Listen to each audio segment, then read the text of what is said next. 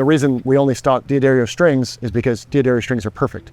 When people come in here, they think that we get them for free or something like that, but we don't. We have no other reason except for dependability and tone.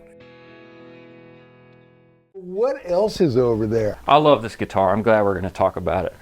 The 3-bolt. Yeah, 3-bolt. Yeah, and this thing's heavy too. Oh, God. Like, no wonder John sold it. yeah, right. But I somehow just fused to this instrument That is early a hog, on. man. It is. Recently, actually, John mailed me this. He sent this black pickguard, which is what was on it when he bought it, and I had a white pickguard on it, or it had a white pickguard on it when I acquired it from him. But you know what I love? You can see here in the plate on the back, JTO, John Thomas great. Osborne. That's great. And his dad bought this for him, and kind of like that Martin was for me, you know, a parent's way of saying, "You're doing this, you know, keep going." But that Jay Joyce session where I ended up playing on Like Jesus Does, the other song I was called to play on, and actually this might have been the first song because I remember walking in, it was nighttime. Somebody's smoking a bowl. You know, there's like the band is over here and there's a cloud of smoke. Well, I mean, it is a session. It's a session. It's 9 p.m. It's an Eric session. And, you know, I'm just like wide-eyed. Like, I've not really been on a record session before. To my knowledge, like, record sessions happened at 10 and 2 in the daylight, you know, so this was a whole different world. Yeah, nighttime, whole different deal. But I walk in and Jay's like, all right, we got the song. And I'm just thinking to myself, like, what do you want me to chart it? And he's like, no. And he hands me the chord. This chord is going to some amplifier I can't see, some rig I can't see, and I have this guitar, and he hits play or record. Were there a couple pedals in front of you, or? I might have brought a pedal board with me. I think all I had was compression and some slap, like this would be here. So the song starts, and he's just like, go! And so I start playing, and I think, well, I'm just going to warm up, get my ears around the song. Sure. You know, so.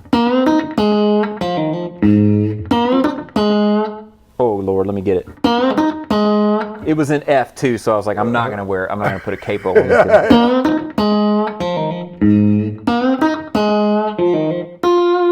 And it was Eric's song "Keep On," and that was what I played. I thought that was kind of cool, but I can't. I'll get my real part. Yeah. So he's like, all right, that was cool. Well, let's play it again. And so I played it a second time.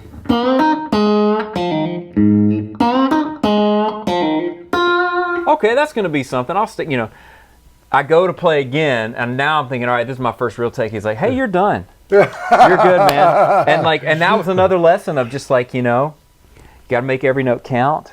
And you can't take it too seriously. You know, I've heard Brian Sutton talk a lot about just embracing that failure could happen any moment. Like, instead of like shying from that and getting more careful and closed off, like, lean into it and let it happen. You know, because if you're playing with, you know, no abandon, you know, it's just wild abandon or whatever, your emotion's going to poke through a lot better that way, you know. Oh, yeah. But yeah.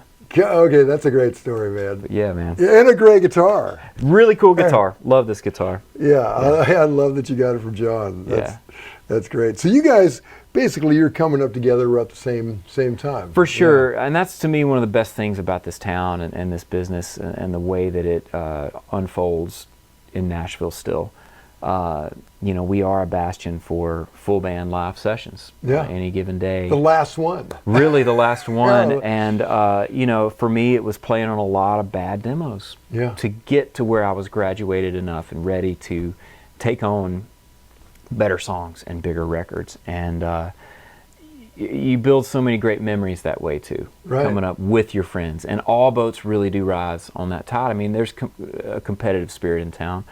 But we also haven't lost sight of the fact that we aren't in the zero-sum game. We are all benefiting together, and we all win together. Yeah, that is great. Yeah, Nashville is such a wonderful community.